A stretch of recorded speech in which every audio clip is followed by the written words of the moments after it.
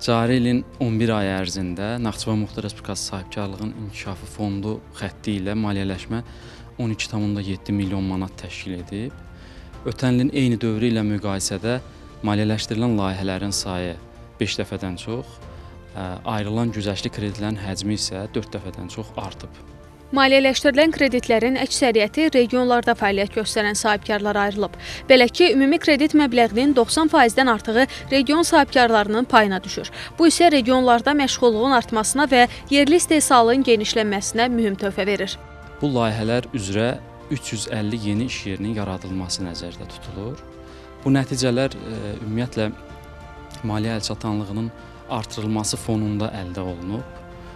Sosial-iqtisadi inkişafa nail olmaq və ya mövcud inkişafın dayanıqlılığını təmin etmək yalnız düzgün iqtisadi siyasət nəticəsində mümkündür. Bu istiqamətdə həyata keçirilən tədbirlərin, ayrılan güzəştli kreditlərin nəticəsində həm iqtisadiyyatımız inkişaf edir, həm də iş yerlərinin sayı artır. Əlbəttə, müvəkkil bankların sayının artması da bunu şərtləndirir. Müvəkkil bankların sayı artırılıb 11 ay ərzində.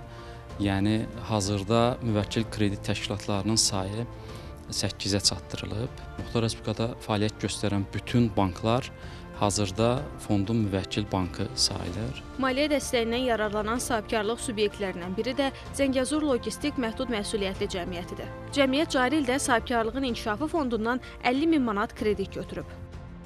50 mindən avtomobillərimizin sayını artırmaq yönündə, tırların sayını artırmaq yönündə aldığımız bir maşının yarı ödənişini, 60% ödənişini bundan elədik. Kredit faizi çox aşağıdır. Sahibkarlığın inkişafı üçün dövlətin lazım olan dəstəyidir. Bu krediti biz tamamlayandan sonra növbəti illərdə hansı ki, hesablayıram, müəyyən layihələrimiz var. Şirkəti inkişaf elətdirmək üçün daha yüksək summa. Haradasa çox müəyyən layihələr var onun icrası üçün. Ona başvurmaq istəyirəm. Bir sözlə, güzəştli maliyyə dəstəyi Muxtar Respublikada sahibkarlığın genişlənməsinə və region iqtisadiyyatının inkişafına xidmət edir. Hafizə Əliyeva, Cəmil Məhərrəmov, Asil Fətəliyev, NTV Xəbər.